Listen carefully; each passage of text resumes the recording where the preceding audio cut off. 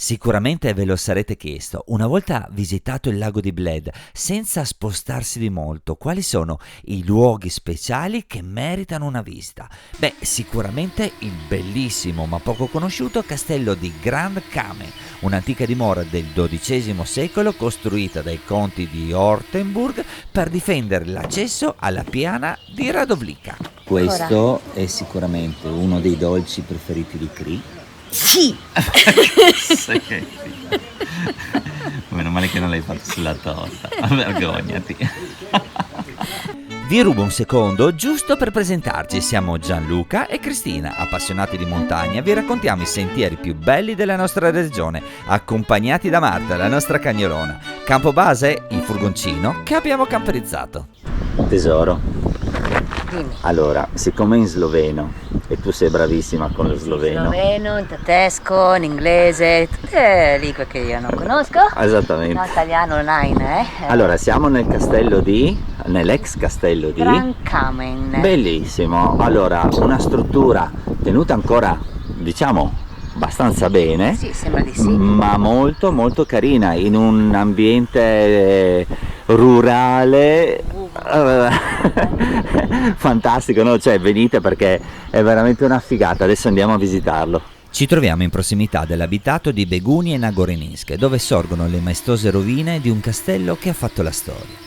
La struttura passa di mano in mano e diverse furono le dinastie che vi dimorarono.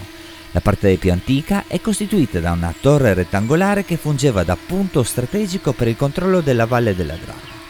Circondato da diverse cinte murarie e fossati che fungevano da protezione nello scorrere degli anni, il castello ha subito notevoli trasformazioni strutturali. Il Grand Kamen fu abbandonato del tutto nella prima metà del XVIII secolo, quando per costruire la parrocchia di Begunie vennero utilizzate le tegole del tetto, lasciando l'imponente struttura ancora più esposta all'incuria del tempo. Alla fine degli anni 50 viene rimesso in sicurezza subendo qualche restauro non sempre molto fedele a quello che la struttura era all'origine.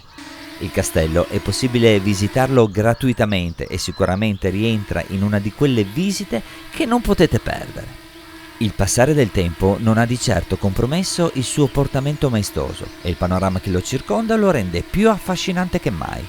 Terminata l'escursione, se desiderate, proseguendo lungo la strada, si raggiunge un parcheggio e da lì ci sono diversi sentieri che vi permettono di raggiungere il rifugio Roblekov. Si può scegliere fra una comoda strada bianca o un sentiero attrezzato molto interessante, ma questo ve lo raccontiamo in un altro video.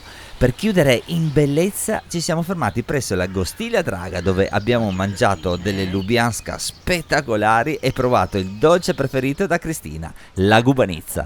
Con un brindisi vi salutiamo, grazie per essere arrivati fino a qui e se avete quella di visitare il Friuli Venezia Giulia vi consiglio di iscrivervi al canale perché sicuramente prima o poi vi torneremo utili. Zaino in spalla e alla prossima!